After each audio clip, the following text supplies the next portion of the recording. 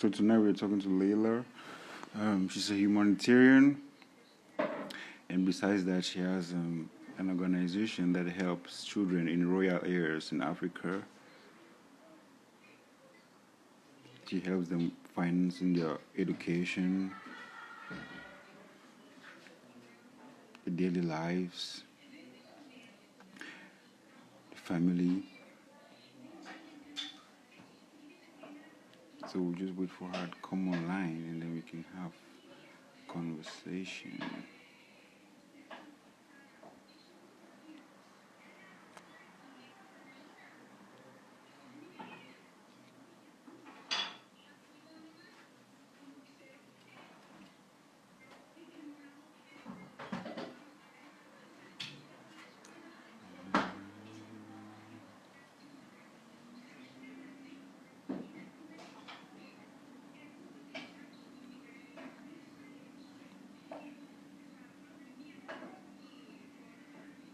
Hi Leyla, just send me a request to join the live.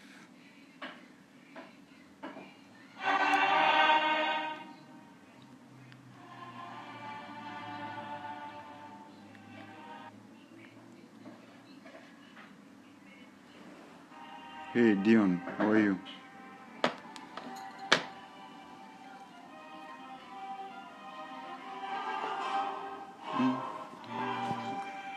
Okay, here she goes.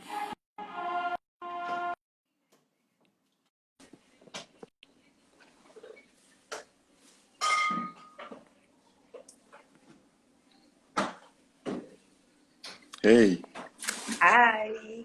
how are you? Good, and you? I'm fine, thanks. How's your day? How's your day like? Busy, but still at work. Yeah, I know. Work. But how come you're working? I mean, like, places are closed. I mean, for us right here, some like, some shops, malls, and some areas are quite close. But how come you guys are Wait, still let like, me let me answer one of my friend Faiza. Hello, Akram, ya Faiza. Thank you, my love. yeah, Okay. Let me reply to that as well. Literally, we keep working because, as you know, I work in the humanitarian field. yeah, So this is when our value is even more pronounced because people need assistance. People need we need to raise awareness on the measures, and especially because we are in some remote parts of Mali. Because I'm in Mali, so I'm in a remote part of Mali. So there are traditions and cultures and preventing measures that were put in place by the Western society are mm-hmm. really hard to apply here. So like greetings, people eat in the same plate, people sleep in the same house or in the same bedroom. People are used to hugs and kisses and weddings and big things. So it's really hard to make it happen. So that's why we still have to work. Yeah, but I mean, it has to do with a lot of like, your personal life gets Mm. involved in all of this, and your mindset as well. Like how, like when you decide to do all of this, is it like a personal dream that you want to do, like to get yourself involved in this humanitarian thing, or is it just like a drive, or because you started something that has to do with humanitarianism? How does it work like? I think everybody has their own journey. I've met different people who came into the humanitarian field with different backgrounds and different reasons, but I'll Yeah, speak about myself. So my reasons were quite very personal because although I studied law, I didn't measure in humanitarian or in human rights yeah, law. yeah, But at the point, I found myself driven towards it. So it was like, since I won't go back to when I was a kid, but yeah, since my childhood, I've always been that kind of person who I can fight for someone. Literally, if someone is oppressed, I can fight for the person. And I just felt like this is what kept on driving me towards it. Even the reason why I studied law was also related to it. And the reason why when I went to Sudan, again, I went to Sudan for a reason and I found myself doing something else. yeah. So I was also driven towards it. So that's, I believe, I always tell people I love what I do. I don't do it like, you don't choose to be in a context whereby you don't know what tomorrow holds without loving it, or for money, at least for Yeah. money. Yeah. But I think I fall into the category of people who really love what they do. And when I don't do what I do, because I lived in France for a year or two, and that was one of the reasons of my depression, because I wasn't doing what I love. Yeah. So back in France, what were you doing that Oh. had you go through a depressive period? Um, I worked with a corporate. I don't know if you know the corporate itself. It's called CFAO. It's a French company that was bought by Japanese. So I worked with the corporate, and it was more like a selling of cars, selling things to the. It's more capitalism in its core, you know. Yeah. And so I was like, this is not what I want to do. This is not who I am. And but I needed to make ends meet, so I needed the money as well. So I was like, okay, Yeah. let me do this and see what God or Allah has in store for me. So I kept on doing it. And yeah, I did that Yeah. for a year, I think. Even a year, And maybe 6 months. yeah, but before you got into the corporate world, you were already doing your own individual humanitarianism. Like you were already like you had an organization, right? A non-governmental organization that you were like the founder of that, Yeah. taking care of children in rural areas in Cameroon. I know that. Tell us more about that. Yeah. With regards to that project, that is something that is deeply related to the fact that I come from a family where we are mostly women, and it's not we are not like a rich family, nothing like that. The contrary, instead.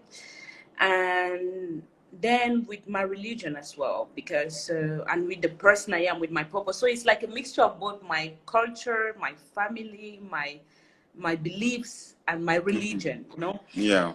And so we, with my mom, it began like a simple thing. We used to send money because we have what we call in Islam, because it's the holy month. Right now we're fasting.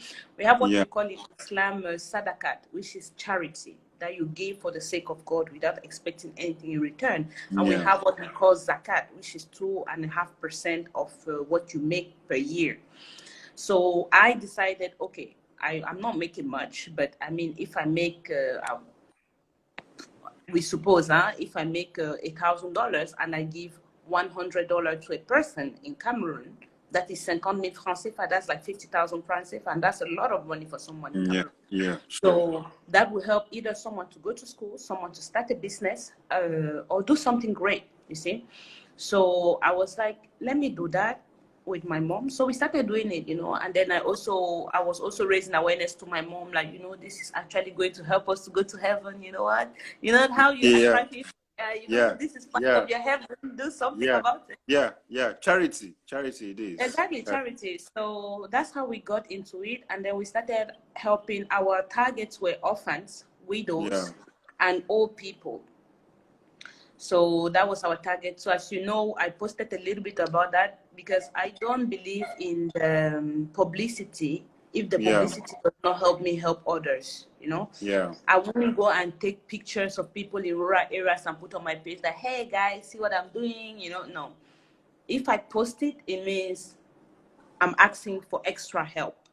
Yeah. If no one can offer me extra help, then I will remove it because I don't see the need of it being there, you know. Yeah.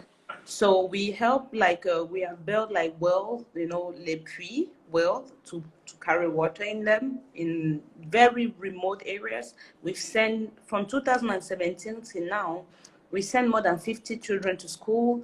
And then we also help children with cataract, you know, the illness of the eye that can make Yeah. someone Yeah. blind. Yeah. We Yeah. send like some a couple. I have a lot of pictures on that as well to the hospital, and they were like to follow some kind of treatment, and it went away. And children with disabilities, you know, sometimes it's not that they cannot walk; it's just that maybe the leg is like this, so they just need an operation for the leg to come back to normal. So we did that as well, and then during periods of if there is a situation in the area, because it's in the west part of Cameroon. Yeah. There's a situation in the area that we can help. We also do that, and we don't have donors. We are our own donors, because it's literally like what you earn, you give, you know. Yeah. And then we created as well a WhatsApp group whereby people from that community can join in, can chip in, can also help, because we are not in the country. Because we are not in the country, we can give financially, but physically we need also people there to do the job. And they are literally volunteers, because they're doing it for free. We are not paying them. So that's what we do. I think I should post a little bit more about that, but it's really beautiful to see, because although I only participate financially, and I also kind of manage the whole thing with my mom. When I see the pictures, sometimes, you know, when I think, I'm like, oh, what am I even doing in this world? What is my value added? And I see the pictures of that, I'm like, alhamdulillah. Yeah. I mean, talking about that charity, we know, like, as humans, this is something that we have in our genes, you know, to share and to receive. Because no matter what you give, you get the same output of the same thing that you put inside into the system, be it in the system, be it in our at work, be it with family, be it in a corporate society. So when you decide to like take care of hundreds of people, I mean, it is something that comes with a certain like value. You know, you must have a certain value, or you must have sat down and thought about how you are not just out here to be taken care of. You also have to take care of someone. It doesn't matter how much you think you have, or how much you think you earn, or who you are, your status in this life. No, it's not about that, because all of those things, they all end up where we end up when we die. We everything else that we have always been pursuing, they also end up. But the thing that drives us, or that drives you, is what you do as being a humanitarian. Because you want to put, I mean, it's kind of also risky, because you're putting yourself out there in certain situations that certain people don't like, because no one wants you to fight for a rights for certain people, because maybe they benefit from it, you know. So sometimes you think like you're putting yourself at risk. How do you measure this? I really, to be honest with you, I really do not Yeah. measure the risk. I don't know what goes in my mind, but I just have this belief that, is it where I want to go? Why do I want to go there? Will I have an impact, or will I do something beneficial to humanity, you know? And even because it's also kind of selfish, because I'm also doing it because this is what my heart tells me to do. It's not simply because this is what people or the world needs. It's also because this Yeah. is what I want to do. And when I received, for example, the mission I'm in, when I Yeah. received the offer, I was like, oh yeah, Mali, cool, you know. And then they were like, no, not Mali in Bamako, Mali in Mopti, where things are hard, you know. Yeah. And I'm like, cool. I mean, are people living there? They're like, yeah. I mean, if they're living there, that means I can live there too. Yeah. Duh. So that's how I was thinking about it. And my mom was like, yo, do you know where you're going to? I thought they were going to send you to somewhere cool, because you've been to hardcore countries already. You don't need that. And I was like, I think I can do it. And that's how I went for it, you know, because we have level of risk in this field. And where I am right now is considered like H3, meaning is a high category of risk. But I don't focus on the risk, but I also take care. But when I work with an organization, because I work for the Red Cross, when I work with an organization that assures me that they will do what is in their power to make sure I'm safe and that I'm able to do my job, Yeah. that's enough. Yeah. Because people can be in New York or can be in the Johannesburg or something, and then someone shoots them, you know. Yeah. I Yeah. always think, if I have to die, at least let me die doing what I love. Yeah, of course, doing what you love, because that is what you're chasing. So whatever you're chasing, you die with it. Yeah. You die with it. They die with whatever we are chasing. And then this field too, I mean, like, because you're dealing with these organizations, they are the organizations that hold humanity itself, like the World Health Organization, the Food Organization, the United Nations. These organizations, they hold certain aspects of our lives, but Mm-hmm. they are mostly based in Africa because we think that we need help from these outsiders. Whereas we have our own institutions, our own governments that have to take care of us, but they aren't. So we kind of like want to depend on these organizations. Why is it so? Honestly, again, I cannot speak for an entire nation, Yeah, but I will speak for myself. I think having lived in both Africa and also in Europe, unfortunately, I won't go into politics, but I will just say this. Unfortunately, our systems I can say in the entire African continent are not like institutionalized to help the poor people or people that need it more. We don't have like backup plans in case of catastrophe.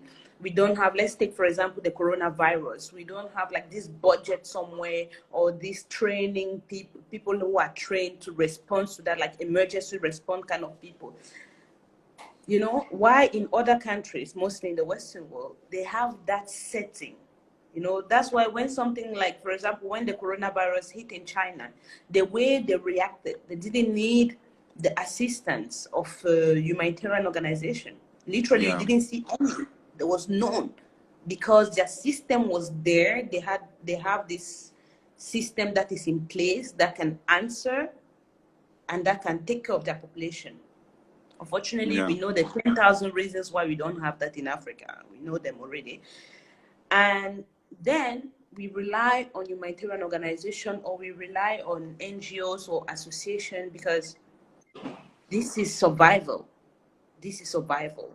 I will simply take an example like on February 14 this year, there was an attack in the Mali, where I am, and not an area recovered. And after the attack, the population was left stranded and something needed to be done. At this point, when help comes, will you start saying, no, I won't take this help because it's from a humanitarian organization, it's not from the government? No, you need help. yeah, So at the end of the day, I just feel like Africans or people in need take the hand of anybody that can help yeah, without thinking about the impact or na na na. As long as there is someone who is willing to help, the person will grab your hand. And yeah, unfortunately, we are still in that situation whereby, unfortunately, outsiders, I don't want to use terms, but outsiders know when to chip in yeah, yeah. that way. Yeah, and it's important that outsiders do it, you know. But there has to be a certain platform where outsiders are informed that this is what is happening in this country. So you can help them. It is a choice. Because if I know something like, okay, for instance, 2 years ago, what happened in Sudan, there were a lot of people like, social media influencers, like people were putting it out there. You had celebrities putting it out there. Certain presidents in the Western world were putting it out there. People were talking a lot about Sudan, Sudan, Sudan, Sudan. But at the end, nobody knows what happened in Sudan. Even those who were talking so much about it, the only thing they could talk about is what they know, the narratives. But they didn't try to help, you know. So these platforms, what we have as a social media, your platform, because when I look at what you do every day, you put out not just what you do in terms of like being a humanitarian or a lover, like, of lover of nature. You also put out positive things to let people know that as an individual, you can go through depression, anxiety, you can go through sad days and bad days, but still at the end of it, your life does not depend on those emotions and feelings. They depend on how you want to practice something every day. What are you involved in doing every day? Is it bettering yourself, bettering your family, or bettering the world? But to better the world, we have to better ourselves first, right? We have to look deep into ourselves and then say, okay, now in my heart, I feel that I should have an impact on other people's life. And we are given a platform like social media, but still, I'm not able to use this platform to better other people's life. Even it doesn't matter. There could be motivational words. Somebody could wake up in the morning and see a photo you have posted on your story on your Instagram feed, and they'd be like, you know, it motivates them to wake up. But not everyone does this. So it is still there's still an isolative mood or criteria why we are still on this platform, because it's, I mean, like 10, 20 years ago, you could only watch TV, you could only watch the news and listen to what the news is telling you about what is happening in another country. If there's a war in another country, only the news can give you this information. But today you're able to see individuals in this country post the stories of the wars and the crisis they are facing. So it's no longer the national news of your country telling you what is happening. You are able to see it, but what are you doing about it? Certain people don't even pay attention to all of this. It's like it's not important. To that, I think we need to start from because it's a very broad topic, Yeah, and of I course. think we need to start from the ground. First of all, again, as an individual, you need to think about why do you use this platform, which not many people do. People just open accounts on platform. Let's say TikTok, for example. You have millions of people on TikTok, but nobody has read the agreements, the conditions and agreements of using TikTok. Yeah, Nobody knows where their private data is policies. going Yeah, because it's trending. This is what I mean. Because it's trending, you just want to be there, but you don't know why you're there, and you're wasting time, I can put it that way, trying to create those videos on TikTok. For who to see, I don't know. And for what impact, I don't know. But again, there are different categories. That's why you have people on social media who are influencers, and then you have followers. And yeah, unfortunately, the majority of people are followers. People just follow. People don't want to think anymore for themselves. They just want to, oh yeah, this person did that, let me do that. Oh, that person was talking about Sudan today, let me talk about Sudan. As soon as yeah, it's no longer viral, as soon as the topic is no longer trending, people don't care. It's like an attention span. Like, that's the same thing with stories. People are like, oh, it's viral. Oh, everybody's excited about it. And then as soon as it drops, you go, like, your mind switches. And it shows your level of focus. And it reflects even in your daily life, in your own life, it reflects on it. So for me, I just think that at a point, which is not easy, when you have a social media platform, you should think about why you're there. Because I've seen, not judging anybody, but I will say it because that's what I think. yeah, I've seen parents putting their children on social media yeah, without concern. And that child will grow, and maybe that child doesn't want to be on social media, but his entire life is on social media. You know what I mean? yeah. For regards to the issue of Sudan, I've lived in Sudan. I love Sudan. I call it like my third home country. And as I work in Sudan as a human rights defender, I was more of an activist. I wasn't a humanitarian, I was an activist, because there are two different things, being an activist and being a humanitarian. I was All an right, all activist. right, all right. Let me cut you short. So being an activist and a humanitarian, there are two different things. So what is it Activists, about? Yeah. activists in the short term are like the frontline people, like in the Okay. terms like people who advocate for certain rights. How can I even put it? Like a human rights activist is always like out there condemning. Yeah, we're condemning, literally. Or this person did this thing, it's wrong, and we want reparation, we want justice, we want da da da da da da. That's it. Humanitarian is more like we are not condemning. We are more like, okay, we need to do the job here. We need to Yeah. have access. We need to do what is needed to help the population. We cannot Mhm. condemn because we work as well with the government in order to help the population that I need. Yeah. You get what I mean? Yeah, I get it. So So it's kind of being a loud mouth and being a quiet, a silencer, someone who walks on the shadow. It's Yeah, on the literally shadow with on the shadow with more actions. with more actions, exactly. Yeah, But we yeah, need both. We need both for the balance. Just to go back to the topic of Sudan, yeah. I feel like people forgot about it, but no, Sudanese people haven't. And this is one thing I love a lot about the Sudanese people in general. They love their country, no matter what. Mm. Even the people at the diaspora, as you know, as you follow the whole thing, it was really also like you had a lot of influence on the diaspora. They're still doing things. Like, for example, today, female genital mutilation was condemned in the country.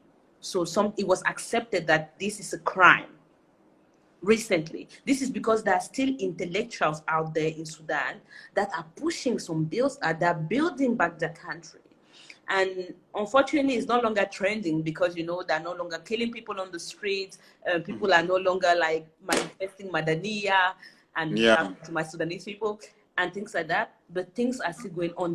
There are so many things to change, and the people are working on it. But again, you don't need to advertise it, but Sudanese people are still working on the revolution. That was step one, taking out their president.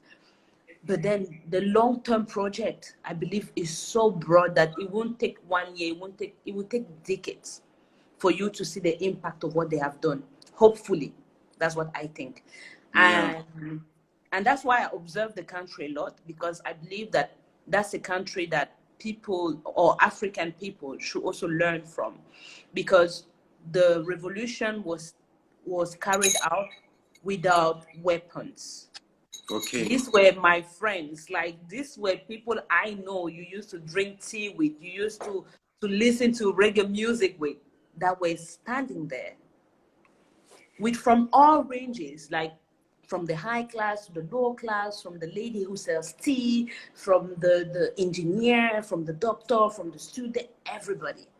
And I think that's why I was so passionate about it, because it was just like everybody coming together for one purpose. And unfortunately, social media attention has a lifetime. So the span is limited. And I mean, you need to search for it to know about what is happening. Yeah. Everything is limited on social media. Why? Because there's a time limit for it to expire. Hola, Bakri, how are you? That's a Sudanese friend there. Awesome. Because everything expires. Because if you're following 10 people, right? And these 10 people are posting every day. You cannot watch what they are all posting. You can only watch what 2 or 3 people are posting. So when you focus on what 2 or 3 people are posting, it expires because there's always a timeline. It goes up and then it goes down. Comes from up and then it comes down. It doesn't stay there. It doesn't stay there. So, but now there are certain things that you can keep aside to look at them later. This is why you have certain options where you can save a feed, or you can bookmark a feed to watch later. So this is how it happens. But even these little details and these little options, people don't still pay attention to them. It's like you just follow a certain amount of people, and then whenever something comes in your feed, you like it. You go and watch a story, and then you like it. So this is the amount of influence that it happens. I think people should be disciplined. Honestly, I think Yeah, yeah, at yeah, the yeah. point social media is no longer a tool for distraction. We have seen the impact of social media. It's no longer a tool just to distract yourself and da da da. No, you can have an impact on social media, and it is very clear now. The youth have impact there. People can voice their opinion. So discipline yourself. For example, personally on my page at a point, I used to make stories, and I was telling people, whereby I was more focusing on myself, and I was telling like the people that were following me that if my page is not beneficial to you, if what the content I am posting does not trigger something in you or does not align with what you want or with what you're working towards, unfollow me. Yeah, Because that's sure. what I did. I was like, even telling my friends, if my friend is putting some kind of some things that I don't find beneficial for my brain, At a certain point, I will unfollow my friend, but that doesn't mean that my friend is no longer my friend. No, He or no, she no. is still my friend. It's just that in the morning, when I open my phone, the content I want to see is not that. Yeah. You know, so it's Yeah. no longer about the numbers of followers. We have seen people who have 10,000 followers, but when they put out an event, they have one person coming. That is your level of impact. And you have seen people who have like 500 followers, but when they put out an event, all the 500 people come. Yeah, they come. Yeah, they come to watch it. So that's I'm like, don't be like there's a saying in Islam, don't be like a bottle of gas of Coke, for example. You know, when you shake it and then the gas comes up, and then when all the gas goes out, there's only a few liquid left that you can drink. Yeah. Okay, don't be like that on your page. I just feel like it's better you have 500 followers that you interact with, that you share ideas with, that you're able to learn from, than having 10,000 followers and you don't learn anything. Mm-hmm. I just Awesome. feel that's just how I think, and that's why I went my account, like my account used to be public and I just went private, and then Yeah. I went back on the list of people I follow. I scrolled, and I was like, yeah, this person is outdated. The knowledge the person is sharing is no longer valuable to me. It used to be valuable, of course. I'm not saying that it was never valuable. It used to be valuable, but it's just that I'm in a different stage of my life and I need different kind of thinking. Yeah. Because it's like I mean now right now it's like going to school. It's like a routine. When you wake up to go to school, you go to school and you learn something and you come back at a certain time. You have maybe Yeah, 8 hours of school. So right now it's yeah. like you have something on your hand that is always on your hand for 24 hours. So it has a lot of impact on Yes. your mind as much as school has impact on your mind as well. Because if I'm holding my phone for 24 hours, what am I doing there? What am I watching? What am I trying to learn? What do I want out of this It's like mission? for me, I think the way we use our phone starts even defining who we are. Yeah, If I take your phone, the kind of applications you have in your phone, your browsing history, the kind of pictures you like, the kind of comments you make on other people's posts, the kind of energy you put out there. For me, it tells me who you are, because this is really who you are when nobody is watching. yeah, That's just sure. Yeah, right. so I will just use it. I will just say what I think. If every time your browser history is pornographic, your comments on people's posts, you never appreciate, you never give positive criticism, you always like bring it down people, that tells me the kind of person you are. The people that they call haters. And then the application on your phones, everything is only music, video games. You don't have any constructive application. Like, for example, for people who like God, uh, something related to God. For people who like reading, or doctors, or something related to that. If you don't have any of that, and you have internet, for me, you're wasting your internet and you're wasting people's time. So these Yeah, kind of people, I will follow them. yeah, you're right. And I mean, it has come to the point where we have to start worrying about how like the younger generation are going to be like family wise, you know, like what education, because it is so much of an influencing factor that it attaches to your character and your behavior, even when you don't have it, because your mind it's like your brain is stuck to this phone, you know. So when you don't have it, the way you behave separately is based on the things that you see here and you watch and you You read. you you So touched the for point. You touched the point about what is the impact on the future generation. yeah, I think it can be both positive and it can be negative. I will take an example. Recently, I think in March, or a month ago, 2 months ago, I bought a phone for my junior cousin. And his mom didn't want to buy him a phone, meaning my elder sister. She didn't want to buy him a phone. yeah, And then I came home and I was like, yeah, I have this phone. I mean, it's not a new phone, but I have a new phone, so I'm giving you this one. He was so happy. He's like 15. He was so happy and everything. But then I sat with him. And I told him, this is how you should use it. It's an iPhone. I told him, you have a time limit here in your settings, so you can set the number of hours you spend on social media. You can put a restriction. You have this application, this application, this application. They can be very beneficial to you, and they can also be very negative to you if you spend too much time on them, and depending on the content you're watching. So even me as an elderly person, I go on his page and I look at the people he's following. If I see that there is something fishy among the people he follows, I go to him, or I go to his WhatsApp and I talk to him on WhatsApp and I tell him, yo, there is this page you're following and I don't think it's beneficial to you. Luckily for me, he still listens to me, you know, because he sees me like this role model. I don't think I'm somebody, he sees like this role model. And then recently what he did, we were on WhatsApp, and he loves cooking. He's a guy and he loves cooking and he wants to be a chef. And then one thing he did that I appreciated very much, he sent me a message. He said, Auntie, can you please buy me this book, this ebook? I was like, which book is that? It was a cooking book. I didn't even think twice. Same night, I went on Apple Store, because this is how you encourage them. I went on Apple Store, I paid for the book, sent it to him as a gift, and he has the book. He's so happy. He's making like some little cuisine, and the thing he posts is about his cooking. And then he went even further from that. He went on the internet and he enrolled for a training program for cooking. For me, that is a positive impact, because he knows how to use it, because someone sat with him and explained to him how to use it.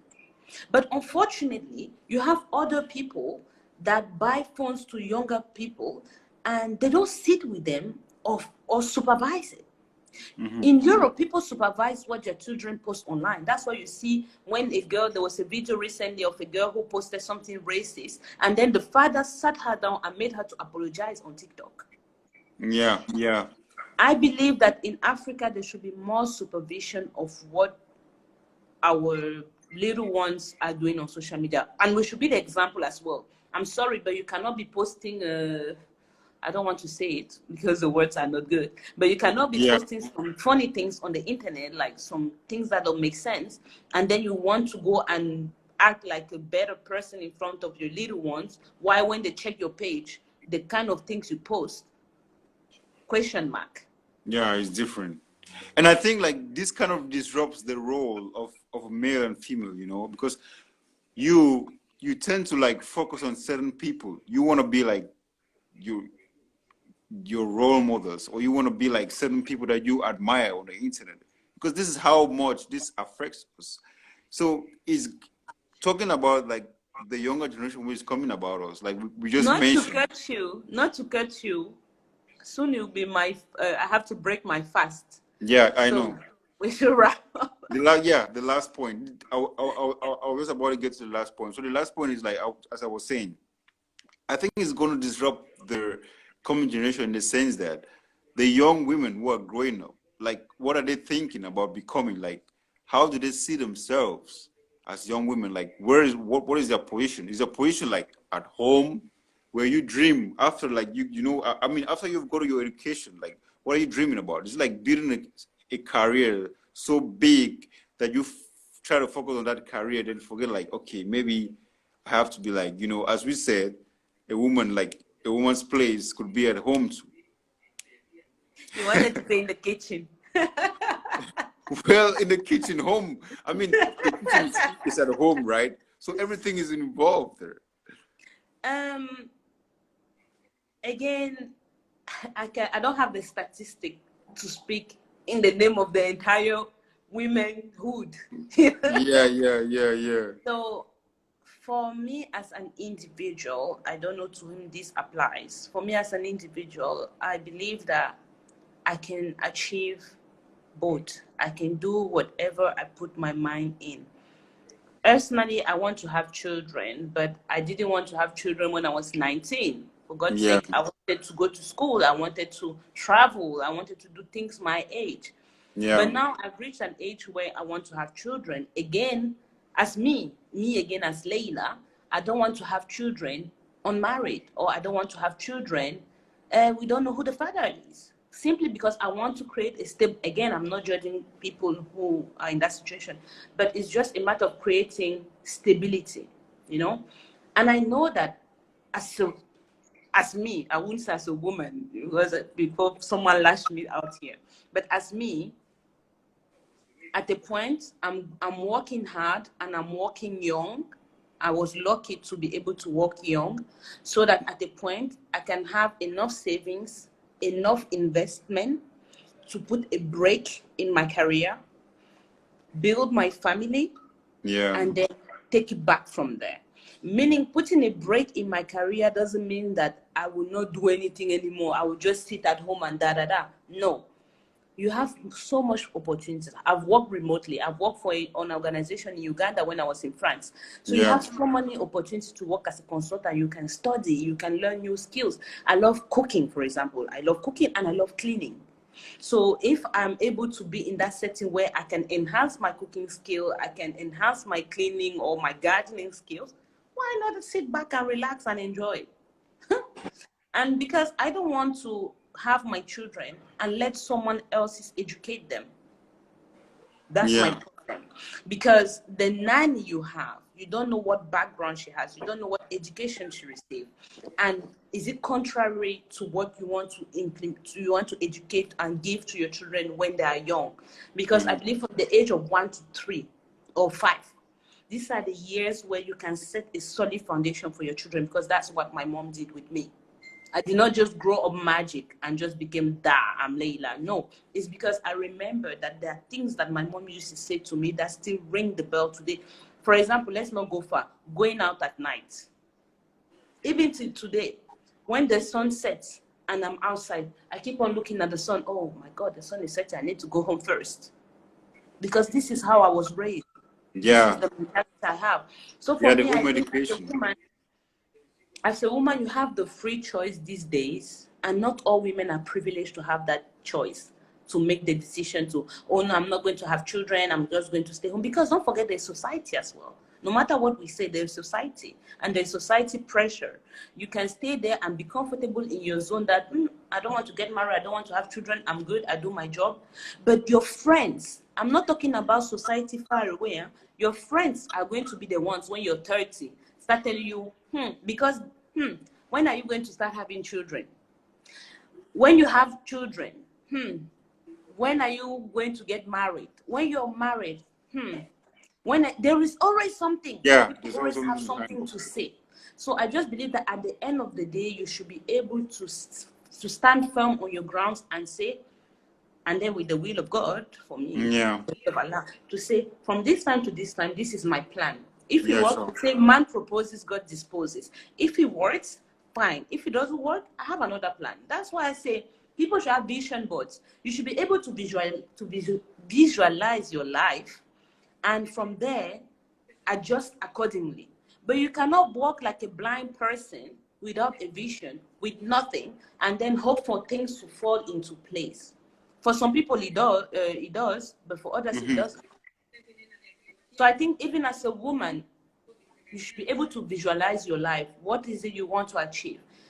Are you interested in having children and being a housewife? Are you interested in being a working woman all your life and also having children? Because people make it like we cannot do both. We have seen many women who do both and their children turn out great. My mom did both and I turned out great. Hopefully, I hope so. Yeah. Yeah. We have seen people who do both and their children turn out great. So we should stop looking at it like if you do one, you will miss out on one. If you do one, you'll miss out of one. I believe that working women and housewives deserve the same level of respect because they made a choice Yeah. and it's their decision. Nobody should judge a woman or a woman who decides to work and focus on her career, or another one who decides to not just to be astaghfirullah, to be a housewife. Yeah. And unfortunately, in my situation, I have noticed that most of the time, the people who judge are other women. Yeah. That's what I have noticed. Because rarely have I found who has judged me because I am working. They tell me that don't forget, in case you want to have children, don't forget that you have a biological clock. They Yeah. say that, but they don't tell me that I am not accomplished because I don't have kids, or because I'm not married, or because I don't fit into the society I'm in. All right. Look, that was very awesome. I mean, your point of view is like super awesome. Touching everything, and then like to be able to like tell us like how women or should, like the role of how they should play in society is like you're not judging. It's like okay, everyone should just go for what they want. They should choose it. Yeah, they should go But for what they want. yeah, they should go for what they want. But there's a fundamental thing because if every woman wants to be liberal or feminist, then society will fall because we will no longer have children, and Point of correction: being a feminist doesn't mean that you are anti-children, anti-marriage, anti. This is wrong feminism. there are women. Feminism is not oppression. There is an extreme side of that part of being No, but feminist. I just want to clear it out. Feminism is not oppression. I am a feminist. Yeah. But I don't feel like in order for me to be a super feminist, I need to be single and no children and just be. No. Yeah. Feminism is not about, comment on dit, écraser, smashing or undermining the opposite. Yeah. It's about demanding equal rights. Equal rights means that if we are doing the same job, I shouldn't be paid less. I should be paid equally. If we have the same rights in society. But again, people take it like, oh no, being a feminist is something. No, instead, men should support feminists. Because if we have more men like the Canadian president or vice president, if we have more men like him who support feminists, people will understand. We are not saying, for example, me, I'm a feminist, but oh God, I'm not going to, if I have a big back like this to carry, I know I don't have all the muscles to carry that back. So if I see a man that can help me carry the bag, I will not reject the help. I will say, thank you, my brother. Thank you. Please help me carry the bag. But that doesn't mean that when we go to the office, you get paid more than me and we are doing the same job. No. Yeah. Now, my body, my rights, my everything. It's not about chasing or trying to be masculine. On ne sait pas d'être masculin, en fait. no. On n'a pas envie d'être. Personally, I don't want to replace men. I'm very comfortable with the presence of men in this world. Yeah. I'm not trying to replace men. I'm very happy that the man can do this kind of things that my physical strength does not permit me to do it. And I'm very grateful that I can bear children and he can't. Yeah. Because that's a different feeling. That's another level. Creating a human being. Yeah, reproduction. This is what I was talking like. I was talking to a friend today. We were talking about this same topic, and she like okay, we're having a conversation. I was like, all right, are you like a submissive woman? Will you become a submissive woman, or would you want to be like a feminist or a liberal woman? So he says she's submissive. So I said, okay, if you are Dinga, before you go there, because my phone battery is going to die soon. All right. Before you go there, before you go there, Dinga, we need to talk even privately about this issue of submissive women and being feminists, because even your own thinking is not correct. Yeah. It's not no, correct. I'm not saying women should be submissive. I'm not saying that this is how they have to be, but there's a level of how it has to occur in our society, What is wrong with being submissive? There is nothing wrong with being submissive. Of course. You can be submissive and being a feminist. I'm sorry. Yeah. It's just that people see, I will not be submissive to a man who is disrespectful, who is not a provider, who does not give me my right as a woman.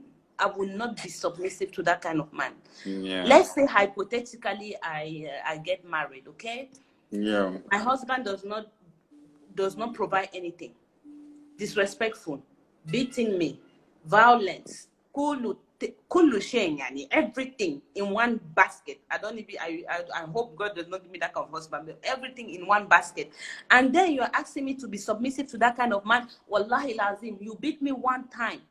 The next opportunity, I'm not encouraging murder on this platform, but you beat me one time, self-defense, I am killing you. Self-defense. So just saying that submission comes with something else. You cannot want a submissive woman in your house while you're not being able to be a provider. When I mean provider, I'm not meaning only materially wise, in terms of love, in terms of taking care. Your wife cannot be cooking every time in the house and you're not able to do the dishes. And then you're telling her that she needs to be submissive. No. If she cooks, you do the dishes. She will be submissive that, you know, every time she goes into the kitchen, she will do the nice dishes for you, the nice meals for you. And then knowing that you will do the dishes later, meaning it's a 50-50 thing. Yeah. What do people understand by submission? Submission doesn't mean that you're silent and you don't say anything. Yeah. No, Yeah. that's oppression. Yeah. That's oppression. Yes, I think this is the word. Yeah. That what you want, Dinga, what you want from a woman is oppression. You're a dictator. I didn't say that's what I want. I'm saying, like, I'm talking in terms of like how women tend to like behave these days, you know. Are they trying to be more liberal or more submissive? So like, what's the difference? Because maybe we are losing our roles. Maybe we don't even know what we have to play, how we have to play. Like, let me tell you something from personal experience, okay? I'm a Muslim. Most of the time, people think that Muslim women are being oppressed and I choose to be a Muslim. I choose to be submissive to whoever will get married to me, on the condition that you treat me as you give me my rights. Yeah. That is the condition of me being submissive. But again, you cannot be treating me like shit and expect me to be submissive to you. No, you're a tyrant if you do that. In my mind, everybody has the role. It's clearly defined. As I was talking previously about strength. Physically, whether we like it or not, there is a strength that a man has that I don't have, and I accept it, you know. As well, physically, there is a strength that I have that a man doesn't have, and he has to accept it. You know, we are not here to fight. It's not a war. It's not a war about who should do what. No. It's an understanding. We are not on this. We are partners. This is what people need to understand. We are partners. Even as friends, forget about marriage or everything. Even as friends, we are partners. For anything to work, we need to work together. We need to make the decisions together. You need to consider my opinion, and we need to listen to each other. And that's why communication is very important. People don't communicate anymore. Communication is very important. You cannot demand something from somebody without listening to the person. When I mean listening, I mean active listening, not just shaking your head like, I'm listening. No, active listening. Taking the time to soak in what the person has said, reflecting on it, and coming back. You don't need an answer sometimes. Sometimes you just need to agree, you know? Yeah. And then, for me, that sums it a little bit, because... That sums everything. What did you say? It sums everything. Because I honestly think, hello, Dion. I honestly think that the moment people will communicate, not to pass the point across, but to listen to each other, even in war areas, things will get better. I've seen situations whereby I look at things and I look at people fighting and I see the solution there. But it's just because they don't talk along, they no longer talk to each other, and they don't have a mediator. Because sometimes when people cannot talk together, they need a mediator. Someone who negotiates them. Exactly. All right, Leyla, we have spoken for an hour. I know you have to break your fast. Thank you so much for being here. And I would love to talk to you again, because I know like there's so many things when I talk to you, even privately. You always have like our conversation go for more 2 hours. So it will be very great when we have more time, when you have time. Because right now I know you don't have time, and I've eaten a lot of your time. So thank you so much for this conversation. Thank you You're so much. welcome, and thank you Then, so much. And just to recapitulate what we said, yeah, first of all, you need to go. First of all, you need to clear your understanding of feminism and submission and oppression. Those are three things. yeah, those You three need to you things. need to Yeah, read on yeah, that a little bit yeah, more. yeah, And then the more on social media people decide what they want to see yeah. and what they want, the energy they want to put out there, I think is going to be a better platform or a better virtual platform for this particular part of our life. And then in terms of humanitarian activities, I think everybody's a humanitarian Yeah. at some level. Everybody can share. Everybody's a Everyone can humanitarian. share love. Everyone can give love. You Everyone can don't need give to the sense be you in a have. big You know? organization or in a big thing to be humanitarian. It starts where you are. It Yeah, starts where you are. And I think from there you decide, you know. yeah, You have business people who are humanitarians. You have people who do wonderful things that we don't see on social media, trust yeah, me, but who are big into donating, into acting, into you see them carrying the tools and doing the job, but then they are millionaires somewhere else. You have this kind of yeah, people. yeah, yeah, And then for me, I think one of the things that on my page that I talk a lot about lately is me as a black woman. Me as a black woman in a society whereby now I realize I see racism. I see racism not in terms of somebody beating me up, racism in terms of access to certain rights, access to jobs, yeah. whereby you don't get certain position because of your skin color. And I tell my friends that everybody that knows me knows that I'm not a racist, but I Yeah. feel like when, oh God, I don't want to say something here to anger Look, people, look, look. but I will say it. Wait, let me say Yeah, it. You cannot be my friend and tell me that you advocate for everybody's rights equally, but when problem arises, you take comfort in your privilege, meaning you don't speak out for the oppressed. That goes beyond race. In any society, when oppression favors you, you will stay in your comfort zone. yeah, When tyranny favors you, you stay in your comfort zone. But you want to come and pat the poor person's back and tell them, I feel your pain. My friend, you're not feeling my pain. No. I'm going to use my Cameroonian accent. You're not feeling my pain. Because when feeling my pain means that you should be able to stand by me and say to the people that are oppressing me that you have to stop because it is not right. You should be able to be that kind of person, but not that you are sitting there and telling me, yeah, yeah, I don't really know. We are talking about poverty in Africa, but I'm traveling and I'm wearing all these Gucci bags and I'm doing my nails here, I'm wearing my hair here, all these kind of things. yeah. And then you want change. I'm sorry, but change does not come from heaven. No, it doesn't. It comes from you Change. first. Then heaven accepts it. Thank you. I want to Yeah, correct that. that's what is But happening. change comes with hard work. When I look at the life of Kwame Nkrumah, Nelson Mandela, how do you call them? Amadou Ahidjo, in our Yeah. country, The educator, Umnobe, all of them. all those people, is because they spoke out, Yeah, they they spoke took up. action, Yeah, and they had an idea. But again, you yeah, look at the people who killed them, they're best friends, so not far. yeah. Yeah, Best of course, friends. because of money. Because of money. Mm, All right, best Leyla, friends. look, we're going to have this conversation again next time, okay? Thanks for everyone who came on, and I'm so appreciative, and I'm so grateful that you came on. So everyone should stay tuned because maybe next week I'm still going to have Leyla on here. She's so interesting. So thank you, Leyla.